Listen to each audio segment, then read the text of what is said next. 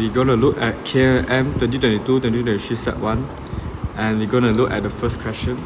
It gives you the mass of the magnesium, which is 1.46, and then it tells you that the volume of hydrochloric acid and the molarity of hydrochloric acid, and then it gives you the equation, and then it asks you to determine the limiting reactant for the above reaction. So for the first step, you need to count the number of mole for solid, which is mass divided by molar mass. And remember, the mass is in gram. The unit must be correct.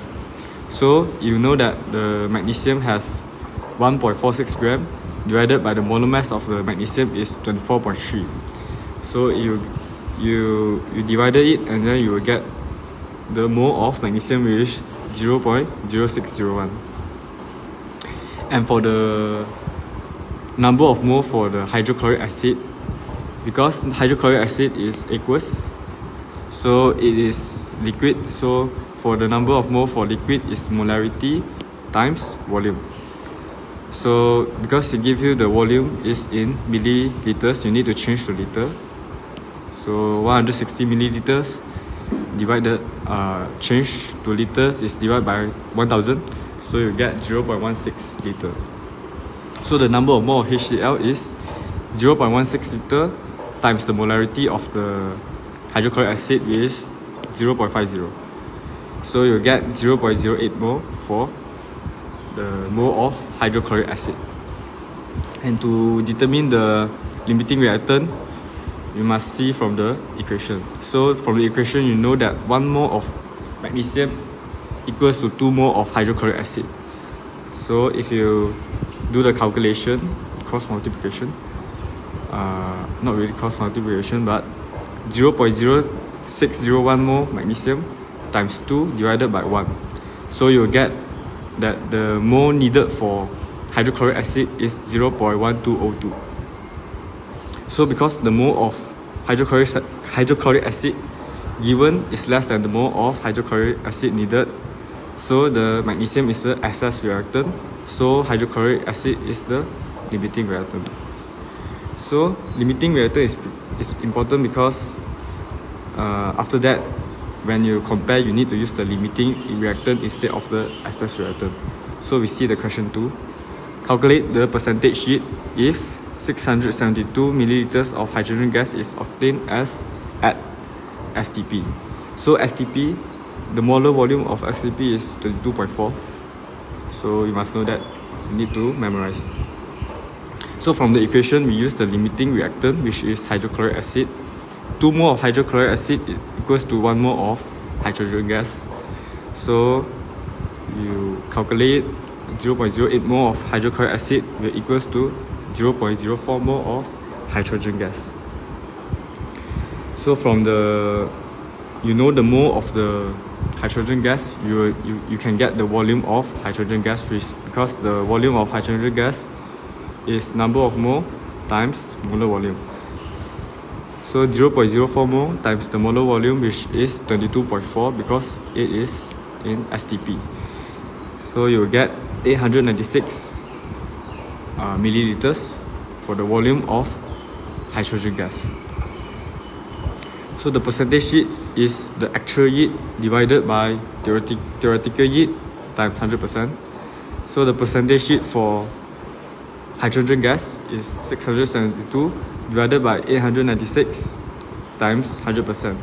So you can cancel off the unit for milliliters. So you get 75%.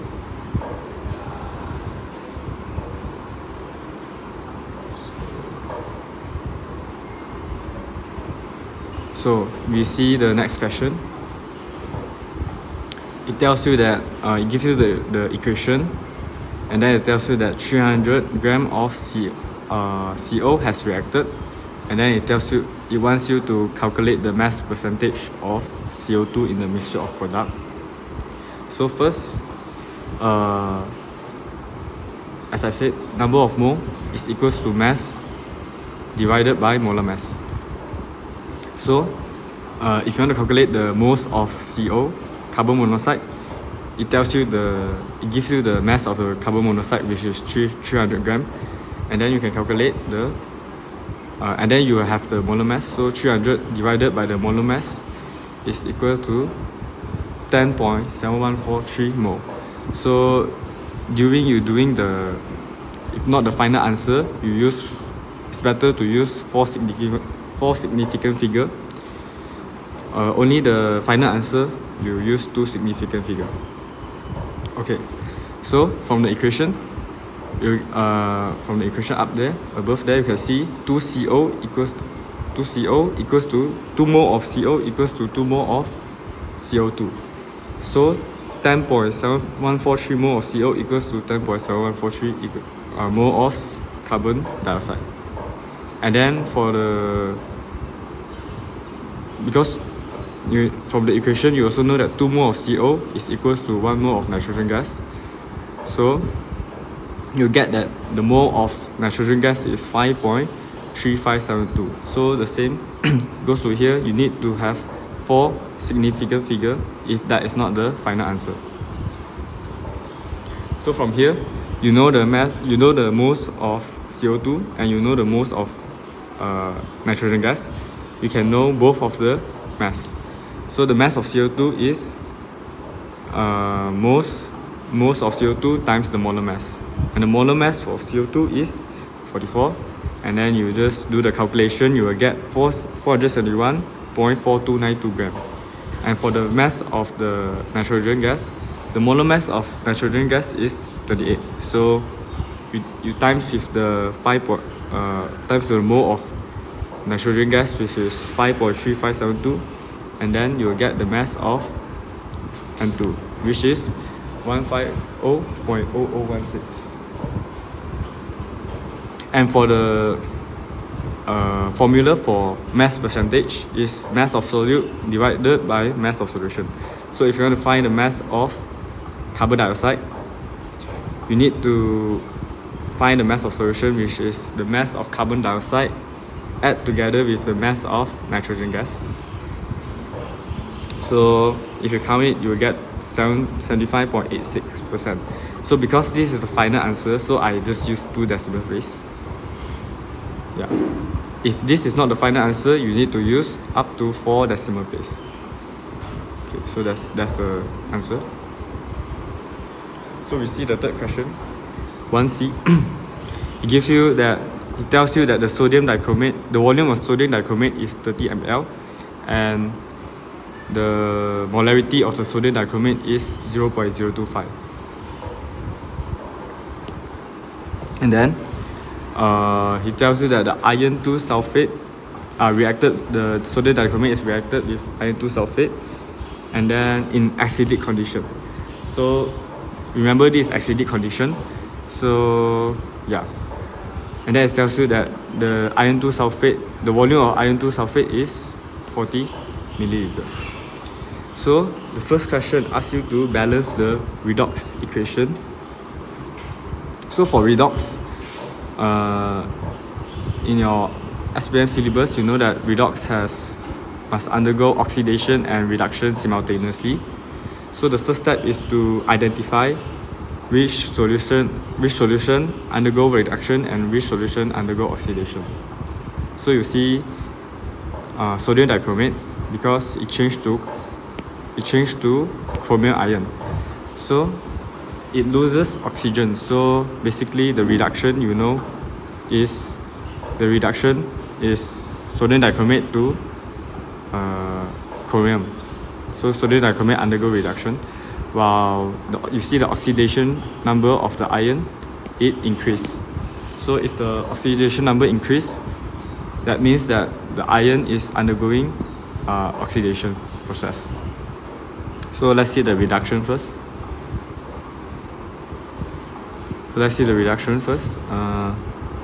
We need to balance the equation. So basically for balancing, you need to make sure that the left hand side of the equation and the right hand side of the equation is the same.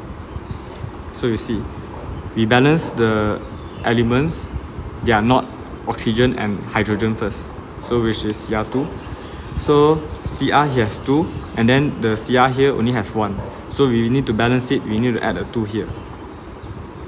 And then after that, you need to balance the oxygen atom. You need to balance the left hand side have 7 oxygen atom, and the right hand side doesn't have oxygen atom. So you need to add the oxygen atom to the right hand side by adding water molecules. So because this the left hand side has 7 oxygen, the right hand side you need to add 7 water molecules also. So you have now plus 7H2O. And then because there is 7 oxygen, and then the right hand side also have 14 hydrogen, so you need to add 14 hydrogen in your left hand side. And then after that, you need to find your charge. You need to balance your charge. So for the left hand side, it has plus 12, while the right hand side it has plus 6. So you need to add electron to the more positive side, which is plus 12. So I add 6 electron to the right hand side of the equation. To the left hand side of the equation, because it is more positive. Now let's see the oxidation. Fe2 plus equal to Fe3 plus. Same, because the Fe and the Fe on the left hand side and the Fe on the right hand side is the same. So I don't need to do any balancing. And then there is no oxygen. That's why I don't need to add any water molecule and hydrogen ion, sorry. So I need to, the only thing that is different is the charge. So there's positive 2 at my left hand side, and there's positive 3 on my right hand side. So I add electron to the more positive side, which is the right hand side. So I'll add an electron here. And because the final equation, I want to eliminate the electron, so I need to make sure that they have the same electron. Then the oxidation equation and the reduction equation has the same electron number. So I need to times 6 for the whole equation. So 6, 6, 6. So when I combine these two equations to the redox equation, I can cancel off this 6 electron. That's why I need to multiply by 6 for the oxidation equation. So you get the answer. Just copy it. 6 Fe for the left hand side, 6 Fe2 plus the left hand side here, Cr2O7 2 minus plus 14H plus, and then the electron is already cancelled out, so I don't need to write the electron. And for the right hand side, 6 Fe3 plus the electron already cancelled out, so no need to write plus here. Copy here 2 Cr3 plus 7H2O, and that's the redox equation for question number 1. So let's see question number 2. Calculate the mass of sodium dichromate needed to prepare give you the molarity of the solution and the volume of the solution. So you see the keyword volumetric flask. So basically, if you tell volumetric flask, it means that this is a dilution.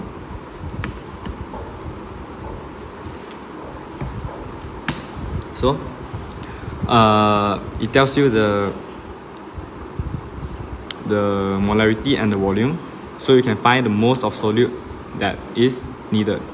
So the moles of solute of sodium dichromate is 0.025 molarity times the volume 0.05, and then you get the mole of sodium dichromate.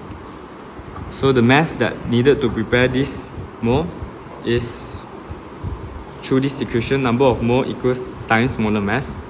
So you already find the mole, and then you have the mass, molar mass, which is 262, and then you will get the final answer, which is 0.3275 gram.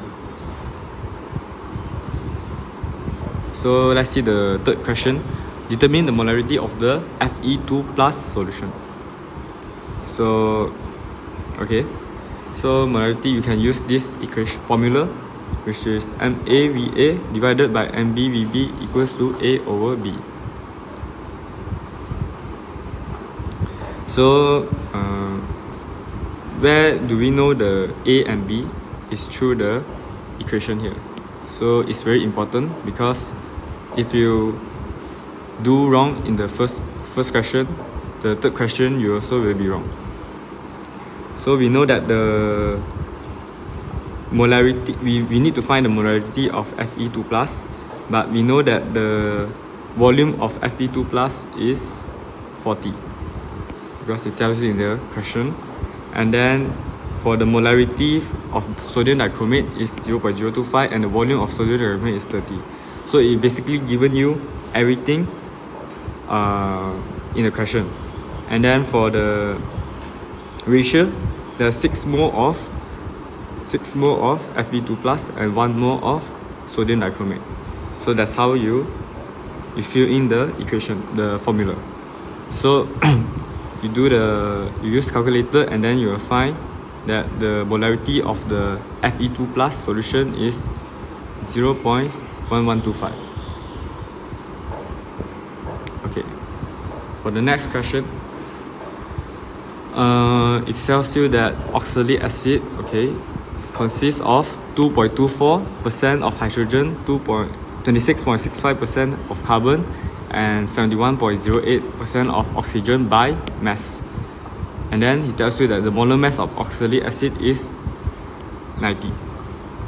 Okay, the first question asks you to determine the empirical formula of oxalic acid.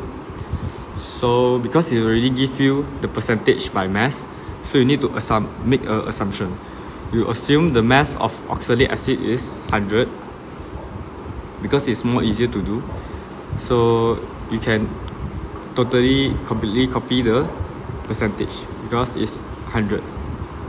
So the mass of carbon is 26.65, the mass of hydrogen is 2.24, and the mass of oxygen is 71.08. And then you need to divide it by the molar mass of the element. So mass divided by the molar mass of carbon is 12, and then you get the mole of the carbon. And then remember, you need to write the answer in 4 decimal place. And then the same goes to the hydrogen. 2.24 gram divided by the molar mass of hydrogen is 1, so you get 2.24. And the oxygen, 71.08 gram divided by the molar mass of oxygen, which is 16, and then you get 4.4425.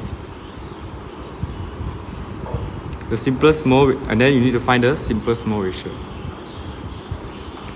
So you divide it by 2.2208 divided by 2208, you get 1. And then for 2.24, for the hydrogen, 2.24 divided by 2.2208 is approximate equals to 1. Remember that you need to write approximate and not equals to 1, because equals only for when the values is exactly the same. So you need to write approximate and not equal. And for the oxygen, 4.4425 divided by 2.2208 is also approximate equals to 2. So from here you know that the empirical formula of oxalic acid is CHO2.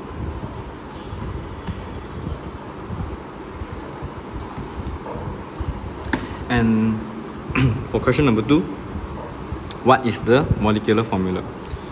Okay, so he already give you the molar mass of oxalic acid. And then we already know the empirical formula of oxalic acid, so you can find the molar mass of the empirical formula.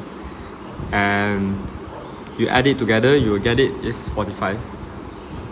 So the molar mass of empirical formula times N equals to molar mass of molecular formula. So the molecular formula is, the molar mass of the molecular formula is 90. So just copy. And then you already find the molar mass of empirical formula, which is 45. So we get N is equal to 2. So the molecular formula is the empirical formula times 2. So the molecular formula is of oxalic acid is C2H2NO4. Alright, that's all for this question. Thank you.